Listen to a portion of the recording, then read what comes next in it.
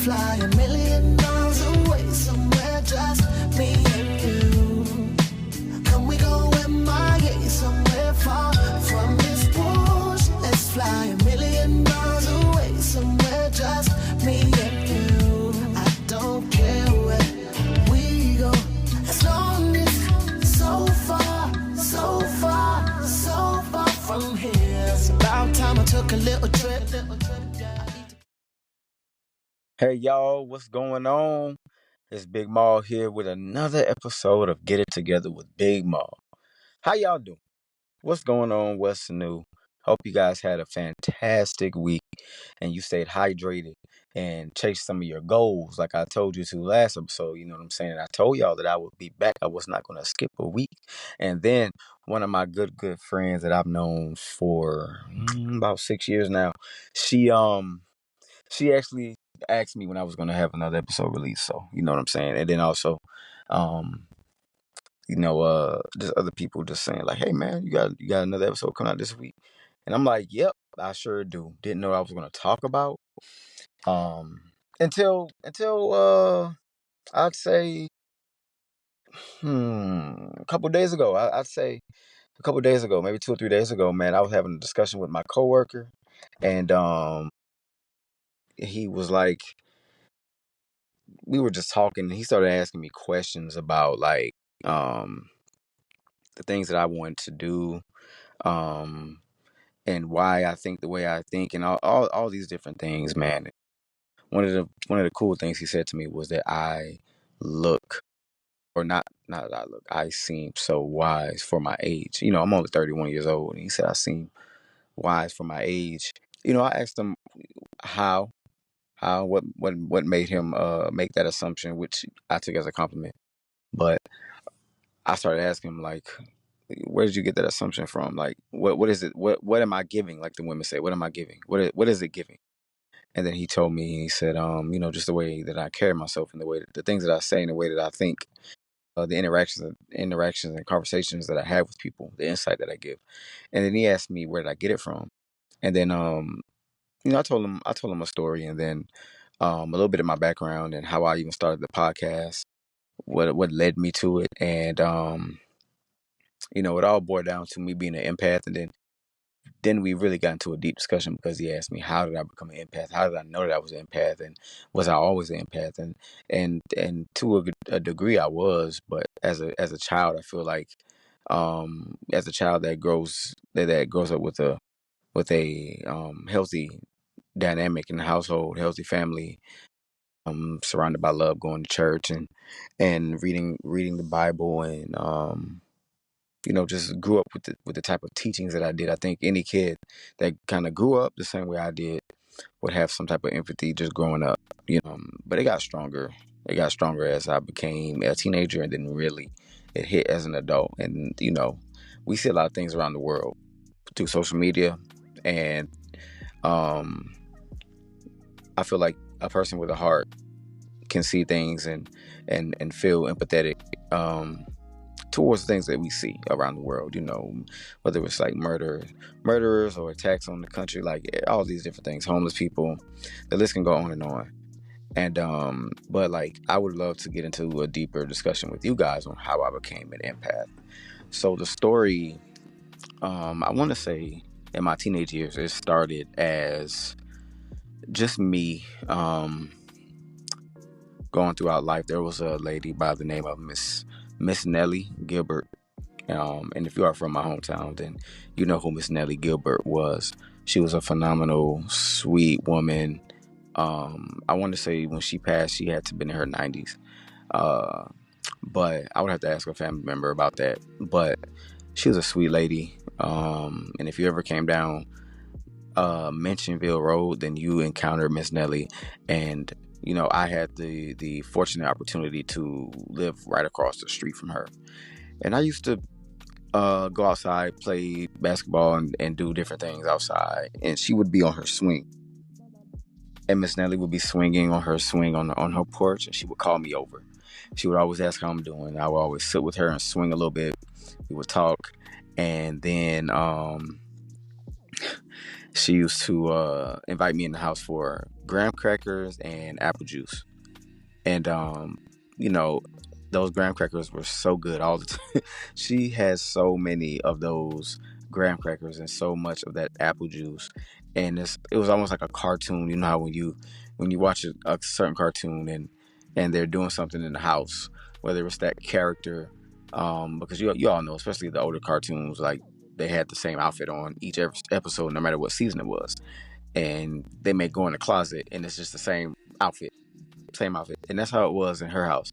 Just a bunch of boxes of graham crackers, a bunch of glasses of apple juice, and orange juice, and so like and this was from me being a child all the way into my teenage years until she passed.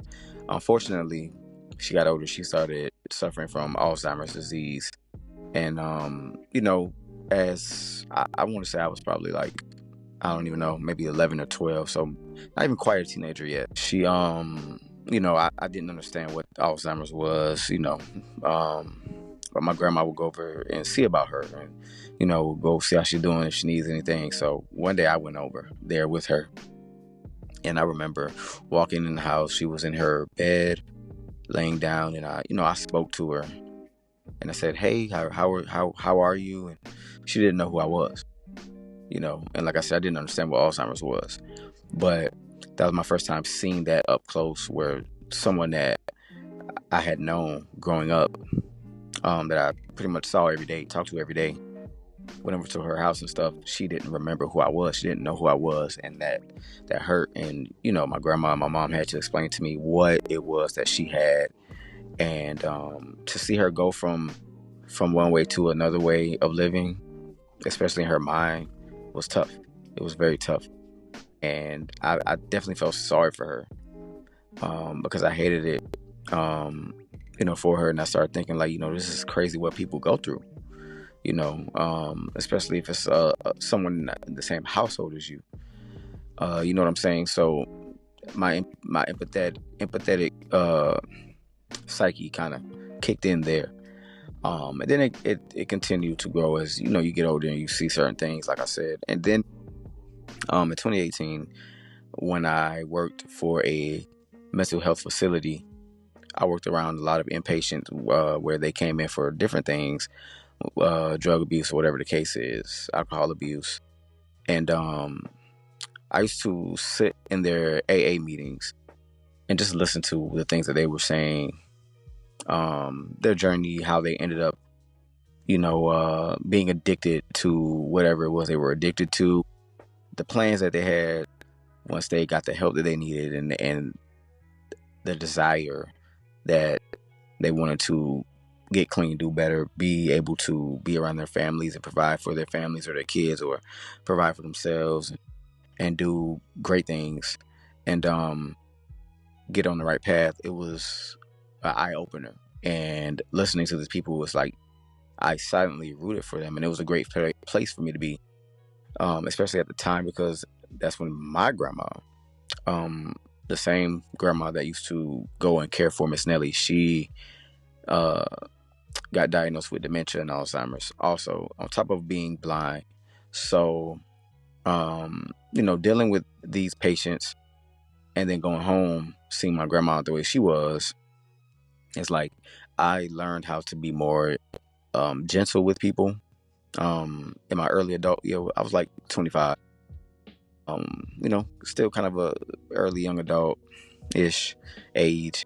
So I learned how to be a lot more patient with people, adult wise, and a little bit understanding that what they're going through is, if they say or do something that's out of the norm, out of their character, it's not really on them. It's kind of out of their control in a way, and they can't really help it. They don't really know what they're doing, because it's almost like they don't have complete control of their mind because of the illness that has kind of taken control of them, or taken hold of them, which definitely sucked. Which definitely sucks. So, my hearts and prayers go out to anyone that's ever dealt with that, a family member, or dealing with it currently. Um, but anyway, yeah, it was a perfect time for me to work at that facility, because it kind of helped me deal with what I was dealing with at home. Um, and also just like listening to people's stories, like I said, and lending that ear, and then also lending a little bit of feedback and reassurance, especially that, hey, you may have gotten lost at one point, and you're here now. You made that major step, which may have been embarrassing. We don't know what you left behind, what you had to put on hold to be here, but for you to be here, for you to make that step, and just showing up for yourself, not only just your loved ones, but showing up for yourself is a major testimony that, you can come out on the other side. So, working there was definitely um, an experience that like I said, I'm grateful for. And moving forward from that, um, I just continue to display empathy for people, and I started understanding, like, when people will come up to me, instead of me being annoyed that they were coming up to me, I'm listening to their conversations, whether they're strangers or not. Sometimes people can overshare, and you're like thinking to yourself, why is this person telling me their life story right now? We just met. You never know, they may have needed someone to talk to. A lot of times we can't go to our family members, we can't go to our friends. They may be too busy, or they're so used to you probably going through the same things, or talking about certain things to the point where they become numb to it, so they don't even listen to you. And sometimes we need a different perspective from the people that we know and that love us and that we love. Sometimes we need a perspective from a stranger, a complete stranger, and to get it out and hear reassurance from a complete stranger, and it feels good. So when I worked at Walmart, I would just allow these people to just pour out their hearts when they would be talking to me, and I'm at work. And even if I never saw that person again, just building a connection for that moment, maybe just listening, maybe what I said to that person, or just like I said, listening to that person, maybe, just maybe, they can carry that on, and maybe it helped them. Maybe it did something for them or to them, uh, departing from me and going uh, forward in life, moving on in life. Maybe they needed that. Maybe they needed to get that out, and they felt better after walking away. Sometimes people just want to be heard. People just want someone to listen and lean on for a split second, you know. And I feel like also that taught me how to put myself in other people's shoes, because if I had something on my heart, if I felt down about something, if I felt confused or hurt about something, angry even, and I felt like I couldn't go to my family or my friends, um, if I just so happened to pour my heart out to a stranger, then cool. I would hope that they would listen to me and not shun me off or appear like as if they're not interested, and that they were listening to me genuinely, and they gave me advice or reassurance, uh, genuinely, and it wasn't forced, and it was from the heart. I would hope that people would receive me that same way. So I made sure that I received people in that way, in the same way that I would want to be received and heard and felt and listened to. Because, like I said, sometimes we need that. And you never know what someone is going through, and that decision for you to sit there and talk to them and give them advice, and maybe even hug. I have people give me hugs before, complete strangers. You never know. Um, that hug could stop them from harming themselves. People that may give that person hope. Like, hey, it's still good people in the world, people that are listening.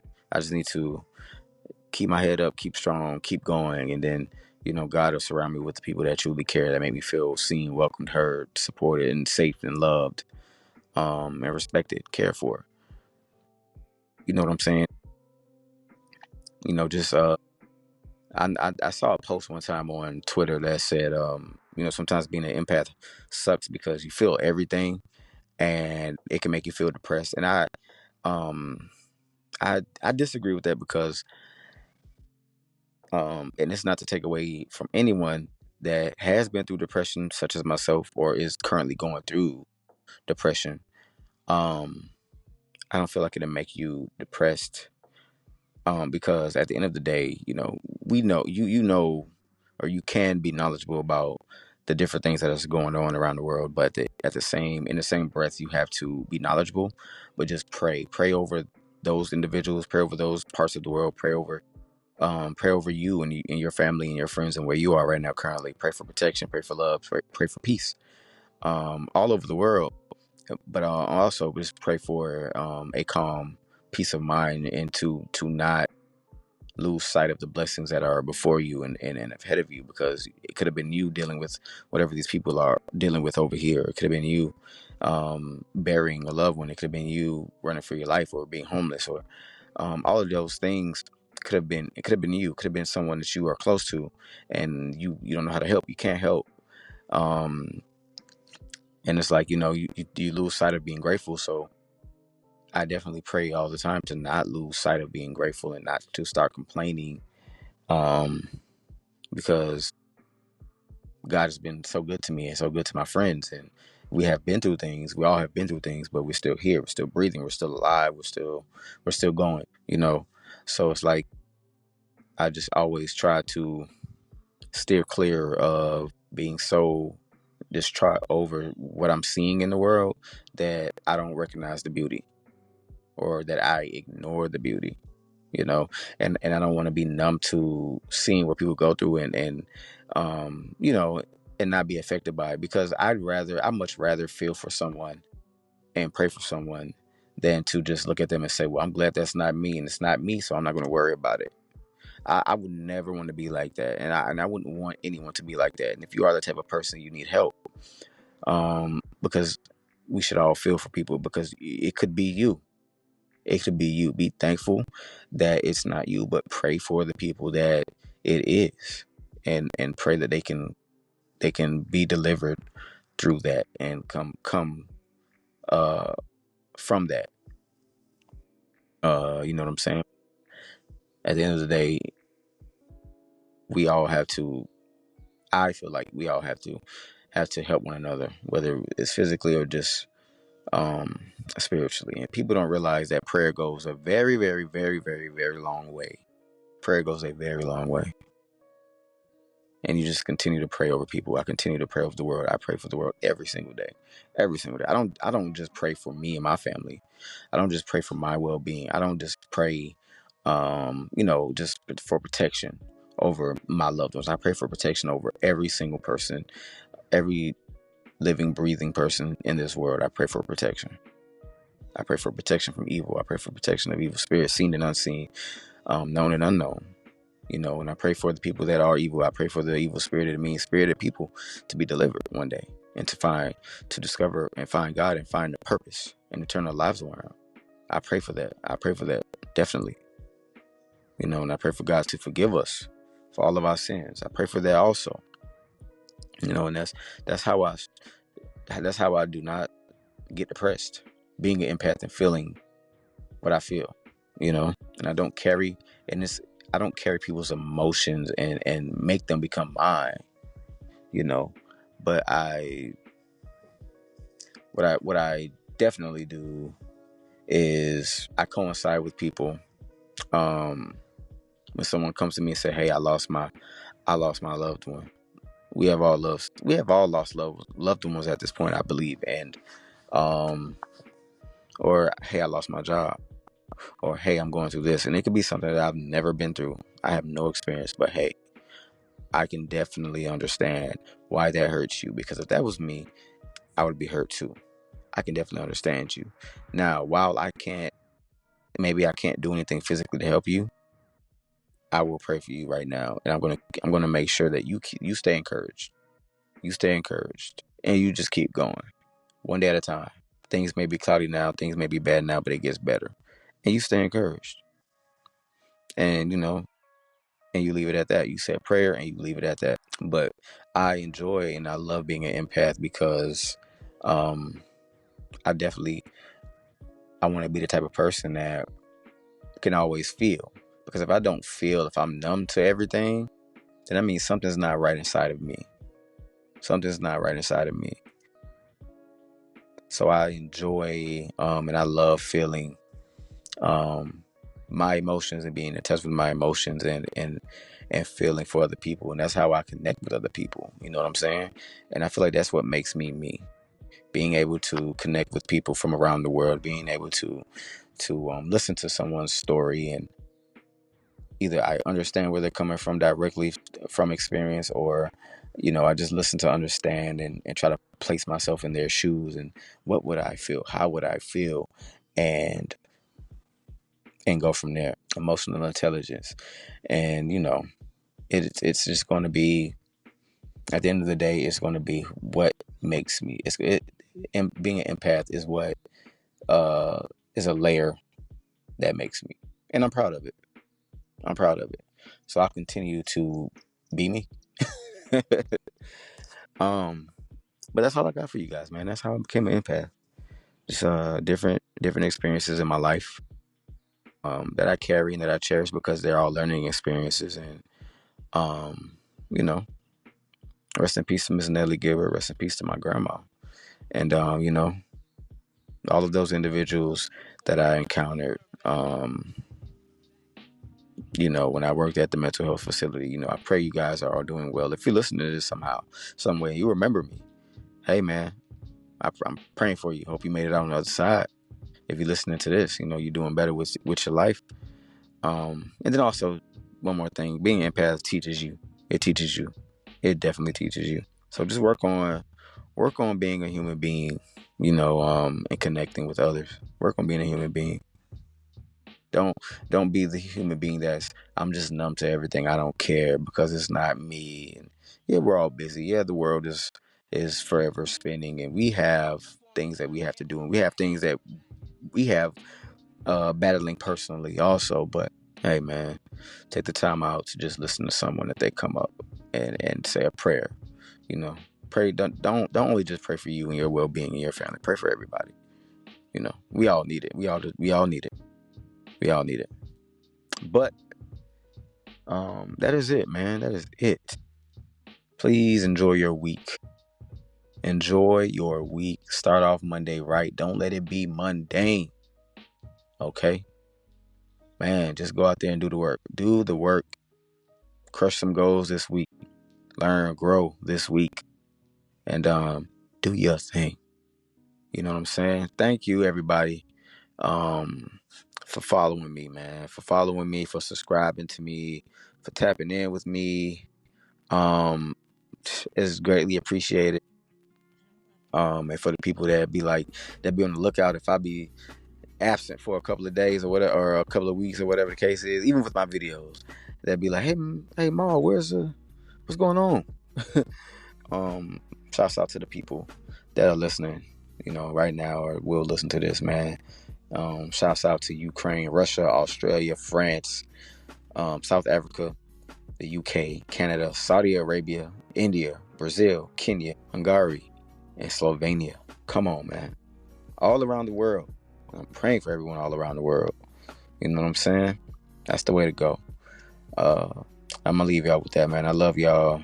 Many peace and blessings. Follow me on social media, man, at Jamal Butler, all social media platforms. Share this podcast if you enjoyed this episode. Refer it to a friend. Save it for later.